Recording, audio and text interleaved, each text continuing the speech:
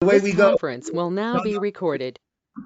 We have Rosh Hashana this week, Friday night Shabbat, Saturday night Sunday. It creates some differences in the way we normally do things, but let's go in order. Also, the davening, just on Rosh Hashanah, besides the davening of Rosh Hashanah, it's going to change for the entire week, or actually the 10 days, so to speak, until we get through Yom Kippur. Even our daily davening changes in a significant way, to the degree that if we don't keep up with that change, hello hearts, if we don't keep up with that change, then we have to repeat the Amidah. So it is a very, very serious, significant change that we'll make. And then if we have some time, which I hope we will go through some aspects of the actual Machzor of Rosh Hashanah. Okay, the Machzor is the Sidur, so to speak, for Rosh Hashanah. So I know why a Sidur is called a Sidur. Why is a Sidur called a Sidur? Seder. It's misader, the order, exactly. It arranges the davening. Why is the Machzor called the Machzor? Well, I'm not, well, in Machzor, Chazar is to review or to go back to. But I never thought of, you see what you guys do for me? That's why it's so beautiful teaching with you guys. You make me think, right? I'm not sure why the Machzor is called the Machzor. I'll have to ask Rabbi Google. Yeah. Yeah.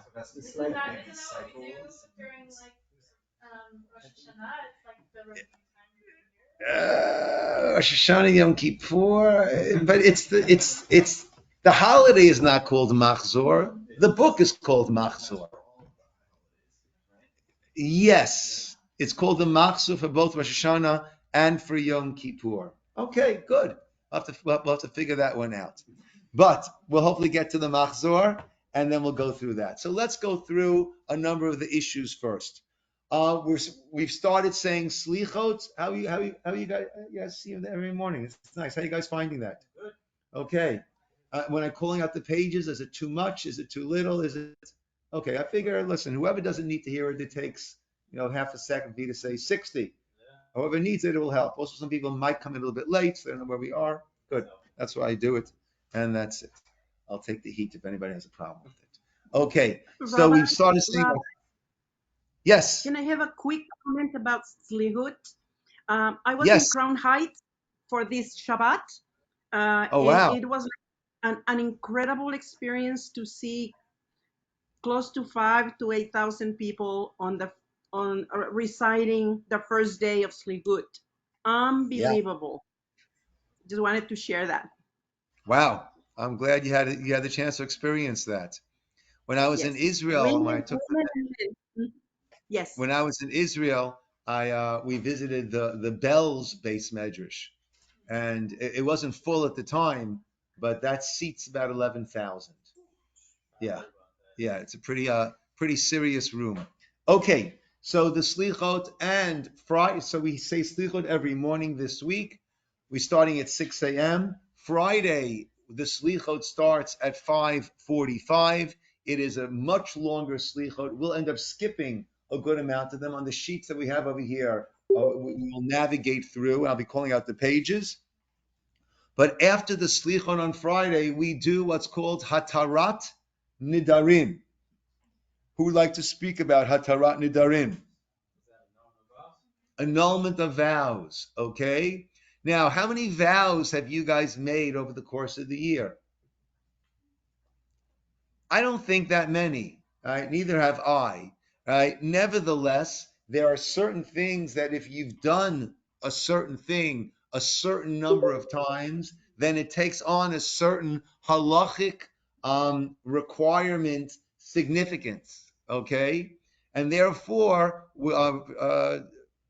traditionally before Rosh Hashanah, we do Hatarat Nidarim. The way that's going to look is after Shacharit, we're going to gather into groups of 4, okay, right? If those have not yet converted, so we'll make it into a group of 5, okay? And basically one person speaks to the other three. The other three are sitting down as the Beit Din, right? You guys are familiar with that term, right? As the Beit Din, as the Jewish court of law, and one announces one's hope, one's request for the annulment of one's vows, and we say mutalach, mutalach, mutalach, right? Basically, in a much longer form, we say it's been annulled. This won't help with your mortgage, okay? This doesn't help if you owe anybody money. This doesn't help, right? Oh, no, now I don't have to go to davening anymore. We're talking about the extras that a person might have accepted upon themselves, that does not, that will then become annulled. And the idea is we want to go into Rosh Hashanah, right, unencumbered by anything that we might not be fully aware of. We want to go in fresh. We want to go in clean. Okay. I have a question. Yes. I'm like, when I look at it, I'm like, I've probably broken 1,000,000 vows with my children this whole year. Is do you have a game plan? I don't know if I can necessarily fix it for this year, but do you have a game plan for next year? So look, typically the women don't necessarily do it, but you can read through that in the Matzah, it's also in the Siddur itself. You can read through that and get yourself ready and and get yourself aligned on that. Yes, Ladero. So I guess maybe just to add to that, what is the definition of a vow? Like what is that? Is that just a simple you say something that you don't I do? swear to God, I'm gonna kill you. Right? That would be a good example, right? Or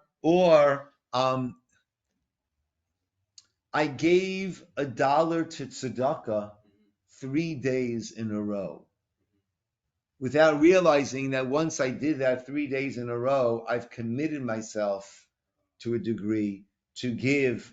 Once I've done something 3 times in a row, then it becomes a quasi commitment. Yeah. Actually, just on that note, there's a great organization called Daily Giving. And in order to give $1 every day, basically you sign up and they'll run your credit card for every month for $30, right? And every day $1. And it ends up there's so many people have signed up, they're giving away a crazy amount of money. It's been millions of dollars. Whoever's on their list, and there's 365 organizations on their list, and every day you get an email letting you know, oh, this organization received, right? I forget. I mean, I don't look at everything, but it's a significant amount of money, and that way, I did it for 60. So Natalie and I were each giving $1 a day, right? Just something to think about. But that would be an example of something that one did, 3 times in a row without saying Beli Neder. I don't want to turn this into a commitment. Right? My father-in-law always say, always with a Beli Neder, right? You always want to say without a commitment, right? Lo mitchayev. Yes, Gabriela. Chazaka. Yeah. Yes. 3 times is called a chazaka in Jewish law. Okay. Some other things that are going on. So at the first night of Rosh Hashanah meal, we go a little bit bonkers with what's called simanim, right? That's like apple and honey on steroids, okay? So one of the simanim we do is we dip the apple in honey, right? Now, a couple of actually halachic things that come up with that, right? You're going to make hamotzi, right? Kiddush, right? Over wine, like any Friday night, every Yom Tov. Then we'll make hamotzi. Typically, we'll be dipping now the bread into honey, the challah into honey, instead of dipping it into salt, right? And then we have the classic apples and honey. Now, the only issue is apple is not really considered to be a real part of the meal. It's not really considered to be tafel, secondary to the bread. And therefore, what will that necessitate? You'll need to make a bracha. You'll need to make the blessing of borei pri ha'etz on the apple. Now, we also make a Yehi Ratzon. Yehi Ratzon means let it be your will. And if you want to take a look in the Machzor over here, I'm sure it gives us, it's got to have that. Every self-respecting Machzor's got to have that. Let's go to after Mariv. Bingo, page 98. Those who have the Art Scroll Machzor. Oh, let's start on page 96. Simana Milta there, significant omens. So there it has, Baruch Hashem Elokeinu Melech Borei Pri Ha'etz. Now you also need to say underneath that, Yehirat Som Lefanecha, may be the will before you, Hashem, and that God, the God of our fathers, Sh'techadesh Aleinu, that you shall renew upon us, Shana, Tova, Umetuka, a good, sweet year, right? But what's the problem, guys? After you make the bracha, what can't you do between the bracha and the eating? A hefsek, anything at all, any interruption at all. So therefore it gets a little bit technical over here, and the article is great.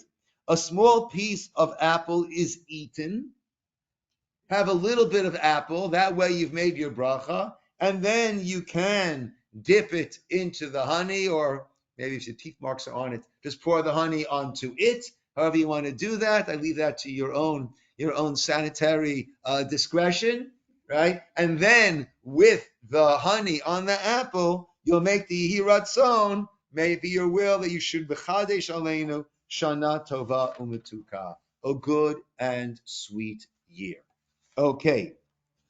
On page 98, we've got fenugreek or carrots, leek or cabbage, beets, dates, gourd, pomegranate, fish, head of a sheep or head of a fish, right? We have a lot of things going down over here, right? The head of the fish, we should be a leader. We should be like the head and not as the tail. We should be leaders. We should be confident, right? And not wishy-washy, following all others, right? And these are all plays on words, okay?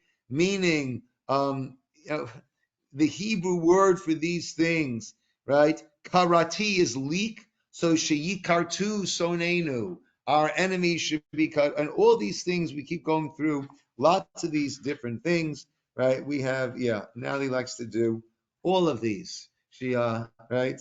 One of my rabbis once said he made up his own Yehi Ratzon. He had half of a raisin, lettuce, and celery. And he said, let us have a raise in salary. Ooh, that's painfully rabbinic, isn't it? Okay, let us have a raise in celery. Okay, now, but the idea is based on the following. Okay, things follow their start, their beginning. So if we're starting off the year in a sweet manner, our hope is that it will follow through as we through the entire year. Okay, so this does lend a little bit of levity to and it's important. Rosh Hashanah, it's a serious time. It's Yom Hadin. But we're also supposed to be going in with this confidence that our loving Father in heaven is going to give us the best year possible for us. Okay? That does not mean everything's going to just be hunky-dory, right? Right? We need to have some challenges along the way. We need to have some hurdles along the way. But that is life. That is part of being human. That is what spurs growth, right? I've said many times in many different contexts, right? It might be beautiful to be on a beach in Maui, but few people will say I became a greater, deeper person from the time that I spent, lounging on a beautiful beach, right? We need a little bit of a break at times, etc. But it's the challenges in life that really build us and help make us the deeper, more resonant person Jew, servant of God, that we are. Okay, so that's the idea of the simanim, and like I said, it ends up interspersing much into the meals. Okay, a few other things. Well, it's Shabbos. Yes, Ladero. Just really quick. So let's say we have all of these food items. Um, we've already done hamotzi. Right. So Right. all So our okay. brachas are all taken care of. Okay. Cool. Just making Because sure. everything else is something that's part of the meal, right? And the way we do it in our house, we'll start off with fish. So we'll make the yihiratzon after the apple and everything. We'll make the yihiratzon on the fish, But you have right? to do the yehiratzon every time you. Yes, the yihiratzon, right? A bracha you don't make because it's a meal, and the hamotzi covers all the food stuff. The exception was the apple, since that's not a normal part of the meal. That's eaten as a separate item. But as you're going through, so you have the fish. Then if you have some fish head, you'll also make that on that, right? And then if there's soup, right? So often the soup will have carrot, and we'll have some different things like that. Dates on the table, right? For some of us, we hope that we'll meet the right person, right? Our dates should be successful, right? That's not what they say, but that's my own little take on it, right? But listen, this allows for some creativity. There's no reason we can't be a little bit creative over here, okay? It keeps the night lively, okay? Yeah. So as you're working your way through the meal, you'll have lots of these different items. I know Natalie, I think, put some leek in the soup. I think she makes some leek latkes, right? Yeah, whatever. One could be creative. Yes, Do you Shan. have to keep in mind, because most people will have like the apple cake, like we've been making apple cake all week for the kids in school. So like, do you have to have in mind the apple cake as well when you're eating or when you're enjoying the bracha over the apple and honey, and will that cover it after? You don't need to have that in mind. Once you make, well, in general, at a meal, you have in mind all that which will follow. But actually, apple cake would be mizonos Okay. and not bari priya eights, because the main thing is the cake, Okay. not the apple. Yeah. Okay. Now, since it's Shabbos, what changes about Rosh Hashanah? No shofar blowing on the first day, only on Sunday. And also, since it is Shabbos, we need to have 3 meals, shalosh su'udot. Yom Tov only requires 2 meals. Shabbos, as we know, we have shalosh su'udot, 3 meals, right? What's the challenge of having 3 meals this Shabbos? Having the third meal early enough. Okay, we're not before a Shabbos or before a Yom Tov. We're not supposed to have a full-fledged meal late in the afternoon. Why is that? You want to go into, so Friday afternoon, you don't sit down to a full-fledged meal, right? Before a Yom Tov, or when there are 2 days Yom Tov, right? Before the second day Yom Tov. You don't sit down to a full-fledged meal because you want to have room. You want to have te'avon. You want to have appetites, right? In we say bon appetit. In Hebrew, we say b'te'avon, right? With appetite.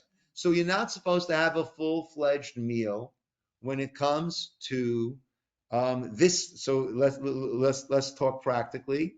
So Rosh Hashanah, first day, Shabbos, we can't have a full-fledged meal late Shabbos afternoon like we normally do, because that will then interfere and take away from the Yom Tov meal that we need to have Saturday night for the Saturday night, Sunday, the second day of Yom Tov, right? Now, no preparations can be done on that first day for the second day, besides the fact that it's Shabbos. But we don't prepare from one day until the next day. So no preparation can be done until candle lighting. Now, normally candle lighting is 18 minutes before sunset. But on the second day, Yom Tov, when is candle lighting going to be? At the time when Shabbos ends. So whereas, I don't have the calendar in front of me, but let's say candle lighting on Friday would be 6:40, right? Candle lighting on Saturday night will be about 7:40. See the calendar, see exact, but that's about what it's going to be. And no preparations can be done, including setting the table, certainly warming up any food, lighting candles can only be done, right, on that after that time. Okay, before we come back to Shalosh Shudas, and what's special about lighting the candles? Whenever we have a second day Yom Tov, what do we do with our candles? You light from an existing flame, and if you take a match to an existing flame, how do you have an existing flame? The Friday night candles burned out long ago. Is that an Elton John song? Candle burnt out long ago. Right? What do? Have a yahrzeit candle. Have a 24-hour candle burning. Okay? And that way you take from that.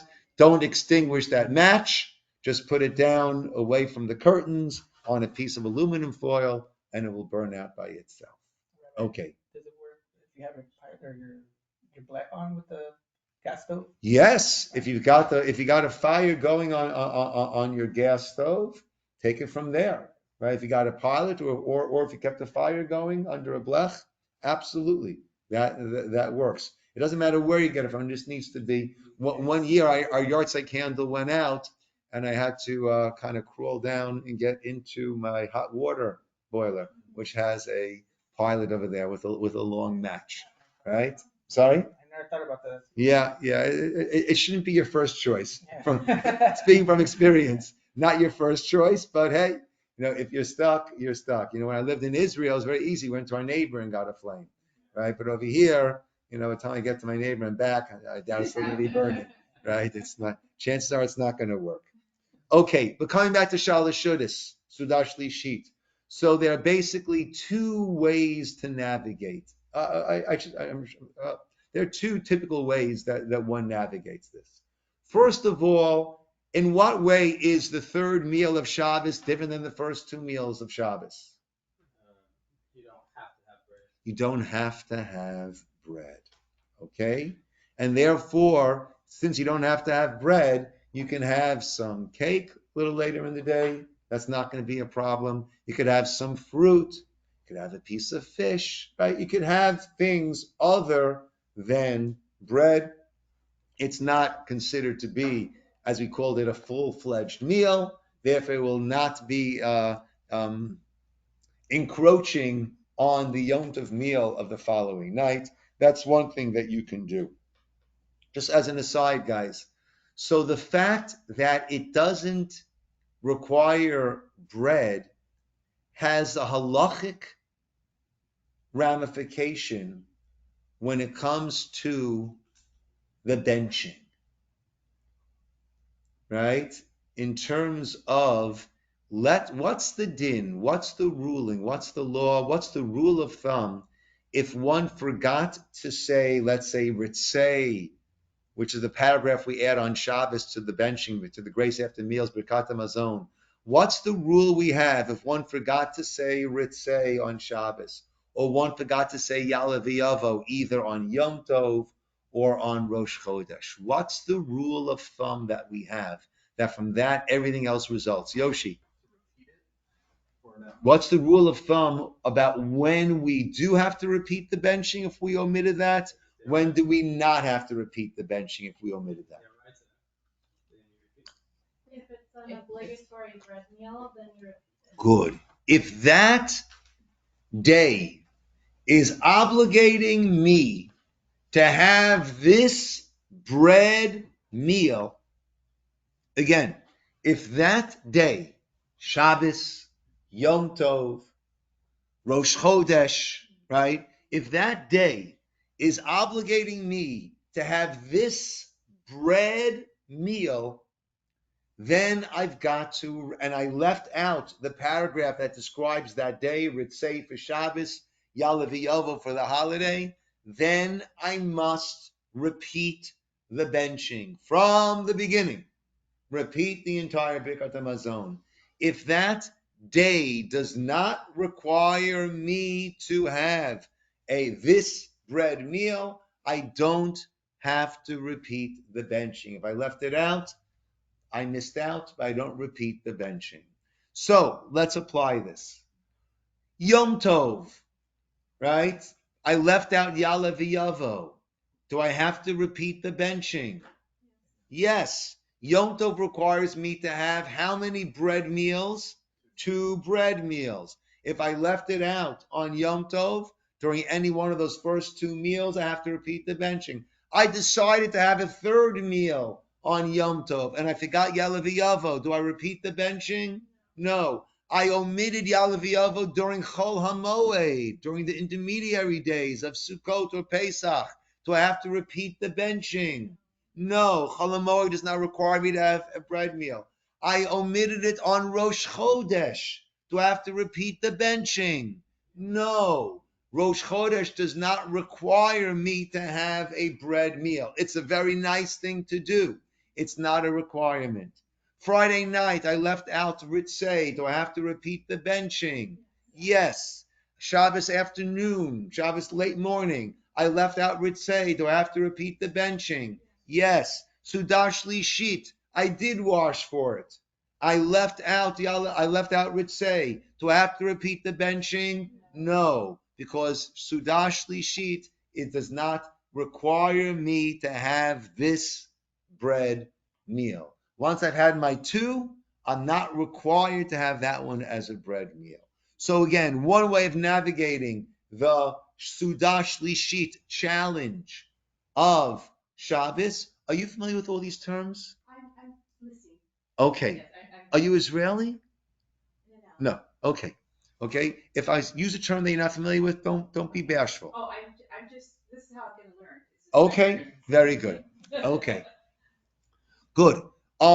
Another way of navigating it is as follows. What some people do, you come home on, right? We don't have a kiddush here. Forget about a kiddush luncheon. We don't have kiddush here at all on Rosh Hashanah. A, it's too many people, and B, it's a short day. We need to get home, and then we have a meal, and we need to get back. Okay? So you go home, you make kiddush, wash, make hamotzi, have the first course, whatever that first course might be. Bench, Birkat Hamazon. Okay? Now, I can't immediately, once again, wash and make hamotzi and have my 3rd meal. Why can't I do that? Exactly. Beautiful, Adaro. It's a bracha she'ena tzaricha. It's an unnecessary blessing. We don't do that. I made one bracha on my drink. I don't make another bracha when I'm going to take another sip right now. Right? That would be a bracha, a blessing in vain, bracha levatala. That would be a bracha she'ena tzricha, unnecessary. I don't do that. So I need to interrupt the 2. What should I do? Go out for a walk. Walk around the block. Go out for a little bit of a walk. Come back, right? And then wash, hamotzi, have the next courses of your meal. Bench, say grace after meals, Birkat Hamazon, and that way you've taken care of your 3 meals with washing. A person wants to be makbid, wants to be insistent. I want 3 meals with washing, then one can do, then that will be the way to do it, right? Personally, I'm probably just going to have some fruit later on in the day, right? And a nice snack, and that's how I'm going to be Yotze my Sudash Lishit. Okay, now when it comes to the kiddush that we're going to say on the 2nd night, so what do we do about Havdalah? Do we need to do some sort of Havdalah? So you do have the line to separate from holy to mundane. Okay. But when you're going from holy to holy, then it's different. Okay. So when I'm going from Yom Tov to Shabbos, if I had a Yom Tov on Friday, I'm going into Shabbos, there is no quasi Havdalah. On the contrary, there's Kiddush, because I'm going up in level of holiness from Yom Tov to Shabbos. But when I have a Yom Tov on a Saturday night, even a Rosh Hashanah, I'm going down in level of Kedusha, of holiness, from Shabbat to Yom Tov. So I need to have this quasi Havdalah, but I'm not going to say Hamavdil ben Kodesh L'chol, the one who separates between holy and mundane, as we do on a usual Motzei Shabbat, because it's not mundane. So I say Hamavdil ben Kodesh L'kodesh. So take a look in your Machzor on page 60 first.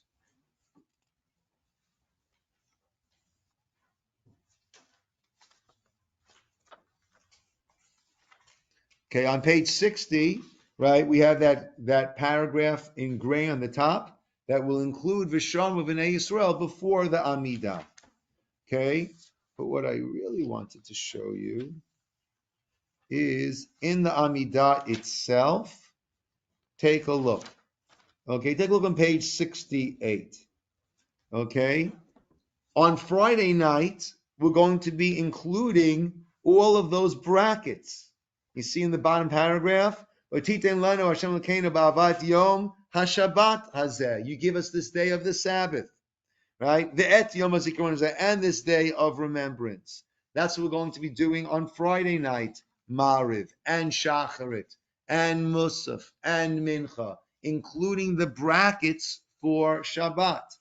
But on the second night of Mariv, we're going to say on page 68, that gray box, which is a Havdalah of sorts. Right? In English, you have made known to Hashem our God your righteous ordinances. You taught us to do the decrees of your will. You gave us, Hashem our God, fair laws, true teachings, good decrees, commandments.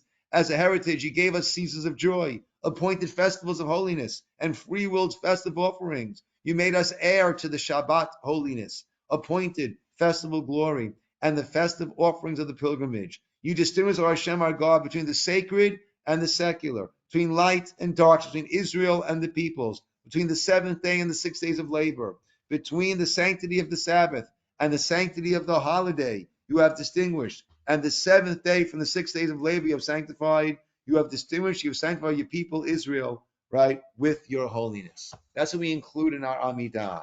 Now let's take a look at the Kiddush that we're going to be saying.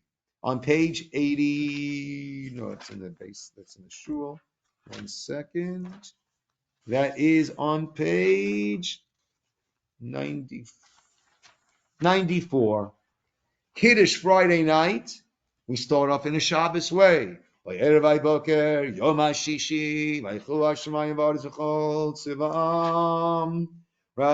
And we end off, right? On the bottom of 94. Then we turn to 96. And after the gray box, we say, Shechianu, Vikiyamanu, Vihigianu, Lasman Hazeh, who has kept us alive, sustained us, and brought us to this season. We say that both nights of Rosh Hashanah. We will come back to the second night in a moment. We say Shechianu both nights. However, on the second night, the Kiddush will start on page 94, not Yom HaShishi, the 6th day. It's not the 6th day, right? It's already Sunday, right? So what are we going to do? We're going to start with the blessing on the wine, and then the second paragraph there, and then take a look on page 96. We're going to go next to our Shabbos, our Yom Tov candles that we lit, and make the bracha borei ma'orei ha'esh, okay, for the fire, as we do every Saturday night. And then we're going to make the bracha hamavdil ben kodesh l'chol ben ol l'choshe ben Yisroel la'amim. Sounds familiar, right? Ben yom hashvi l'shetim me'amaseh. But then we add on, between the kedusha, holiness of Shabbos, and the holiness of Yom Tov, you've separated, and the seventh day from the 6 days you have sanctified. You've separated, you've sanctified your nation Israel with your holiness. Blessed are you, God, hamavdil ben kodesh le Kodesh, the one who separates, distinguishes between holiness and holiness. So Friday night going up into from a Friday Yom Tov where there is no Havdalah, we're going up, but a Yom Tov on Saturday night we're going down. So we include this quasi Havdalah in our Kiddush. Okay? Now let's get sophisticated. This is extra credit questions over here. Why do we normally on a Saturday night making Havdalah, why do we normally have the besanim, have the spices? Good, right? Danielle says the extra neshama, the extra soul that we have leaves us on Saturday night. Okay? Do we have an extra soul on Shabbos and on Yom Tov, or just Shabbos, not on Yom Tov? Prove to me that we don't have it on Yom Tov. Bring me a proof. Havdalah after Yom Tov does not include spices, right? The spices is the extra soul leaves, like a person, if he's fainting, feeling faint, we give him, old times, you give him some smelling salts, right? And he comes to, right? That's what the spices are. As the extra soul of Sabbath leaves us, we need a little bit of a boost, okay? Great. So we have the spices. On Yom Tov, we don't have the extra soul. That's why after a Yom Tov, we make Havdalah. After a Yom Tov, we don't use besamim. We don't use spices. So the question is, so then when we go from Shabbos to Yom Tov, we should use spices, but we don't. Why don't we use spices? We've lost that extra soul. We don't have it on Yom Tov. It left us after Shabbos. It doesn't stick around on Yom Tov. So why don't we have besamim? Isn't the Yom Tov enough of a chizuk to like? So not the Yom Tov, but the Yom Tov meal that serves as our chizuk, as our strengthening. That's what keeps us on our feet, even as that extra neshama takes leave from us. Okay. So that takes us through basically the differences that's happening this Shabbos. Now look at your machzor, please. Let's go back to the very first Mariv. But this is going to be the case with every Shmona Esrei. And then we'll get to, okay, actually, when it comes to the Yom Tov Shmona Esrei, there are so many differences, right, that no one's gonna go on autopilot and mess up and leave out some of the changes or some of the things that are added. Okay, let's actually go to Mariv after Rosh Hashanah, because that's already going to be a weekday Mariv, right? When are we davening that Mariv, guys? Sunday night. Sunday night Mariv is already Monday. Okay. Oh, I have to talk about Son Gedalia also. Okay, we'll get to that soon. Okay. But let's look at the weekday Mariv in our Machzor, and it's going to be the same also in our Sidurim, and this we have to keep in mind. Okay? We have 6 changes to our Amidah. 5 of those, if you missed it, you missed it. Your loss. You keep on going. 1 of those, if you missed it, we've got to repeat the Amidah. Okay. Let's look first at the first 2 and the last 2. What page are you I'm sorry, page 654. Sorry for not saying that before. The Amidah begins with the very first paragraph, as every Amidah begins. At the bottom, page 654, that's the blessing of Avot of the patriarchs. Before we get to the last clause before the blessing, right? Typically, we don't want to interrupt the last clause before the blessing. We'll soon see an exception to that. We add in bold letter. Do you guys see that? Both in Hebrew and English, bold letters. Zachreino l'chaim. Remember us for life. Melech chafetz b'chaim. O King who desires life. V'chasveino b'sefer hachayim. And inscribe us in the book of life. Lemancha Elokim Chayim. For your sake, O living God, or a life for your sake, O living God. This we add in, starting Rosh Hashanah, every Amidah through Yom Kippur. Okay, there's one exception on Yom Kippur, which we'll get to next week before Yom Kippur. Then we continue with our blessing. Melech Hashem Hashem again, Baruch atah Hashem, bless you God, Magen Avraham. Good. The second blessing also starts off in its classic way, but before the last line, before the blessing, I'm now on page 656. The last blessing, the blessing is, blessed are you God, Mechayim Eitim, resuscitates the dead. The line before that, Meitim, you are faithful to resuscitate the dead. Before that, we add in, Mi chamocha, Av harachamim, who is like you, merciful Father, Zocher Yitzurav, who remembers his creatures, L'chaim, with life, Berachamim, with compassion. These additions are not mentioned in the Talmud even. They are much later additions. Therefore, these two, and we'll also see the last two, if you forgot to include it, and you have said, V'ne'eman, Ata, Lachayot, Metim, Baruch, Ata, and you have not yet said God's name of the following bracha, you would go back and include it and say, Mi chamocha avarachamim. But once you said, V'ne'eman Ata, Lachayot, Metim, Baruch, Ata, Hashem, you've mentioned God's name, keep going. So to turn back to 654. So you forgot to include that. And you said, Melech, the bottom line I'm reading, Melech, Ozer, Umoshia, Umagain, Baruch, Ata. Any point over there, the last line, page 654. You remembered? Go back and say, Zachreinu l'chaim, inscribe, remember us for life.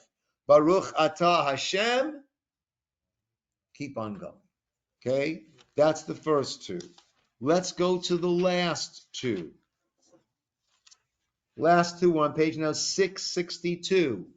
Again, before the last two blessings of the Amidah conclude, we also add in over there, bold lettered, Uchtov l'chaim tovim, inscribe for a good life, kol b'nei vritecha, all the children of your covenant. If you mistakenly omitted that and continue without it, v'chol hachayim yoducha sela v'haralu et shimcha v'emet hakel yeshuatenu v'ezotenu sela baruch ata. Go back and say it and then continue straight. Baruch ata Hashem. That's it. Continue. Hato shimcha l'chana elodot. Last blessing, shalom rav. Right, the blessing for peace. Again, we insert over there the Sefer, Chaim, Bracha, Visholem, in the book of life, blessing, peace, Parnasa Tov, a good livelihood, Nizacher, may we be remembered, V'nikatev, and written lefanecha before you, Anachnu, we, the Chol Amcha, your entire nation, the house of Israel, L'chaim Tovim, for a good life and for peace. And then we conclude with the usual blessing, Baruch Ata Hashem, Hamavarech et Amo Yisroel Bashalom. Okay? If you mistakenly omitted that, Baruch Ata, go back. Baruch Ata Hashem, God's name, keep on going. Okay? That's the first two and the last two. Those are, if you mistakenly omitted them, said God's name of the following blessing, keep on going, don't go back. Turn now to page 600 and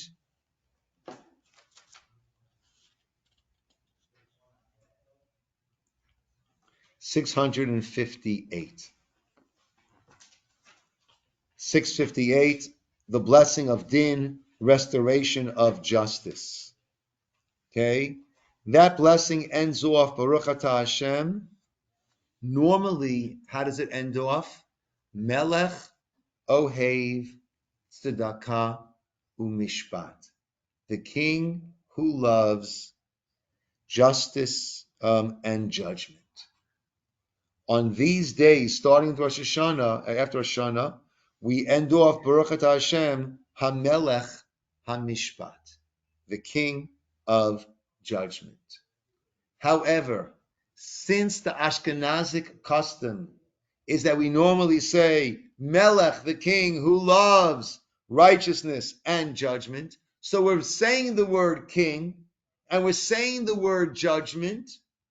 If a person didn't adjust it properly and said the usual blessing, keep on going. There are certain, the Svardim, they normally don't mention Melech. I think they say Hakel HaMishpat. So if they left it out, they'll need to go back. But according to the Ashkenazic custom, what we normally say, being that it includes Melech and Mishpat, we are good to go if you mistakenly.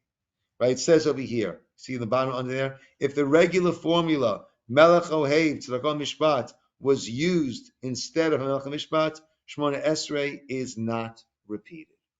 Okay, so that's 5 out of the 6. If you got it wrong, we keep on going. Okay. The one that is most consequential is on page 656. This is the third blessing of the Amidah. Okay? It is the fourth paragraph down on page 656. Ata Kadosh, you are holy. Vishimcha Kadosh, your name is holy. Ukadoshim, and the holy ones, meaning the angels, B'chol Yom, every day. Yahalalucha Sela, they praise you. Baruch Ata Hashem, blessed are you Hashem. Normally we say Hakel HaKadosh, the God who is holy. Now we say HaMelech HaKadosh. Okay? If a person mistakenly said Hakel HaKadosh, then you can immediately correct yourself and say Hakel HaKadosh, HaMelech HaKadosh. And that works to, so to speak, replace and correct. If you've waited 3 seconds, then you've missed your opportunity. If you said the next word or the next syllable, HaMelech HaKadosh, Ata, once you've started the next blessing, you have locked in that incorrect blessing. And that blessing needs to be repeated. However, the first 3 blessings of the Amidah are considered to be a trio. And therefore, you can't just repeat that last blessing, Ata Kadosh V'Shimcha Kadosh. What do you have to do? Right? You have to turn on the lights.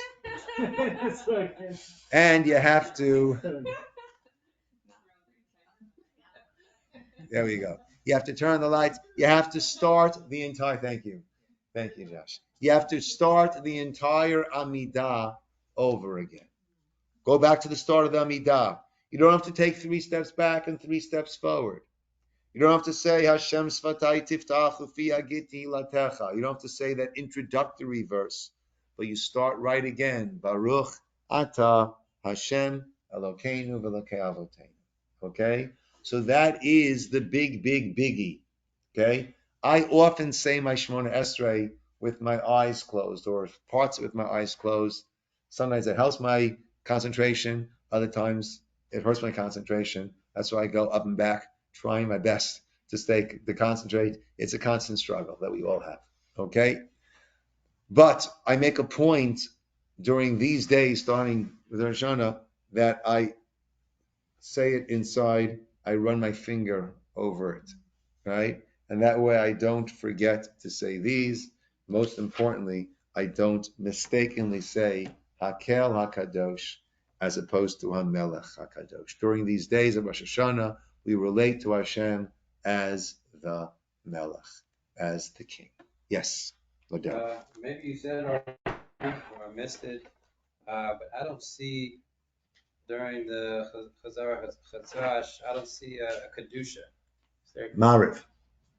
I got it. Okay. Okay, but, and I always tell this story, but the Chazan, when he's repeating, so he says the Dor V'Dor Negigalecha Baruch Atah Hashem.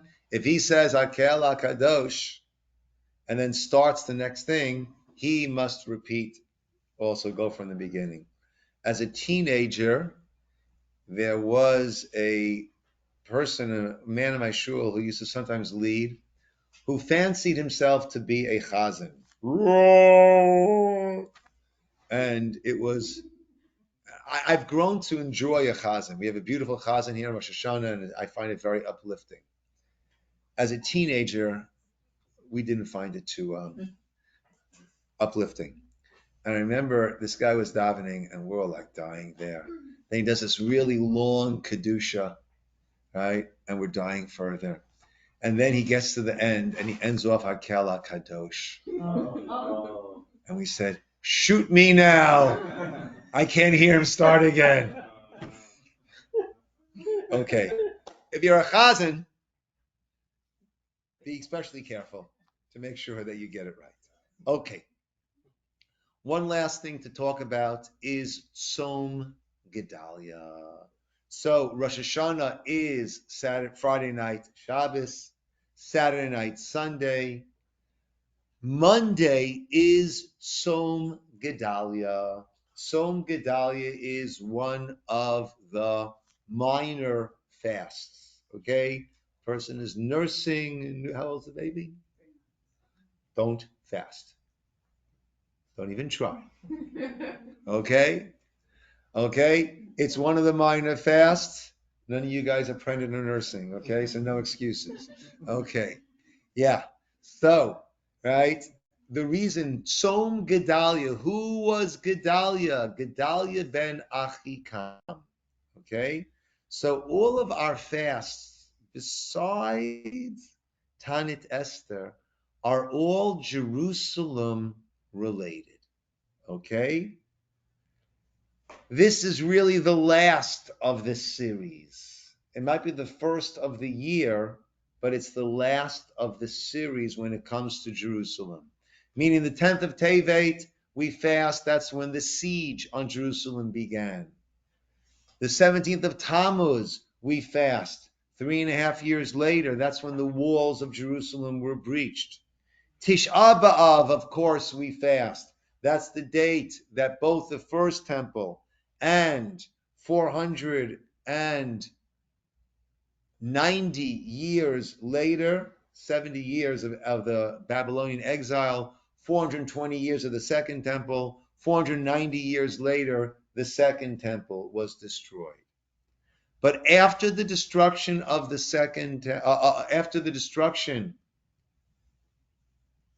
there was a remnant of Jews that were allowed to remain.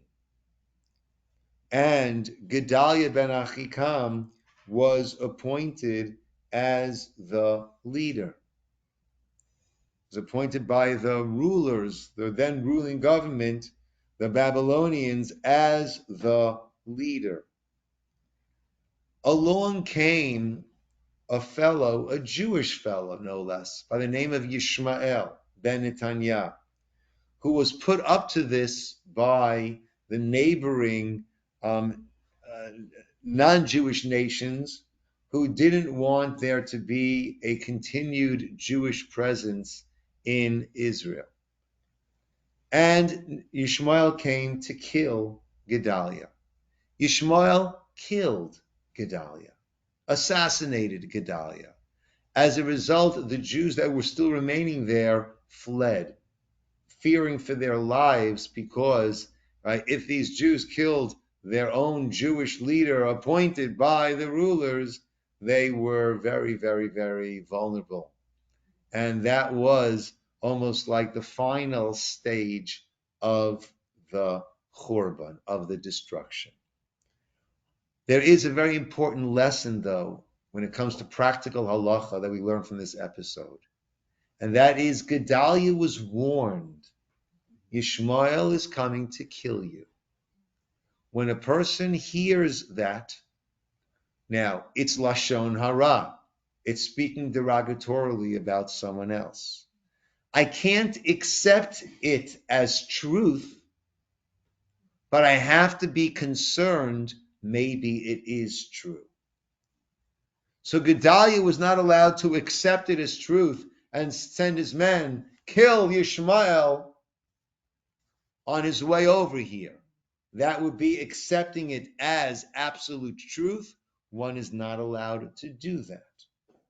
At the same time, one needs to take precautions, be suspicious. It might be true, right? I'm about to go into a business with somebody. Someone says, listen, Rabbi, I just want you to know that the last person you went to business with, right, he really fleeced that guy, right, and drove it into bankruptcy and went off with the money.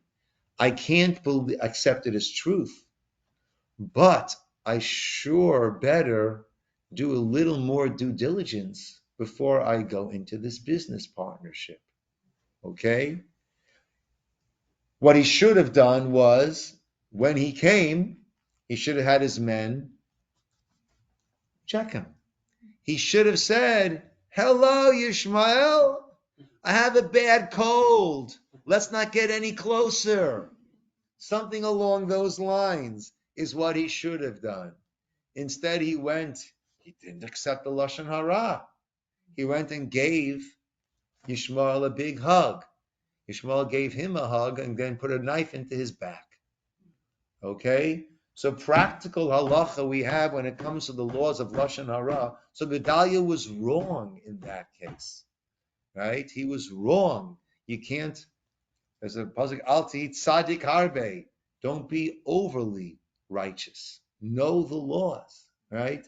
And if you overstep, then that led to calamity for us. Okay? That is a minor fast, which means no issues of leather shoes, no issues of washing. All of that is perfectly fine. It begins with daybreak in the morning and goes until the day ends, right? Doesn't start the night before. One is allowed to brush one's teeth, right?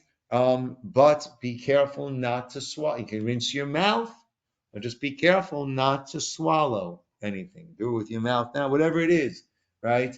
And as we always remind ourselves, the main point of the fast day is not to fast, but the main point of the fast day is to utilize our fasting to try to improve ourselves, to try to become a little less connected to the material, to the physical, and a little bit more spiritual. Okay, with that, let me wish everybody a Shana Tova. Actually, in the Max, will tell you the usual greeting that is given.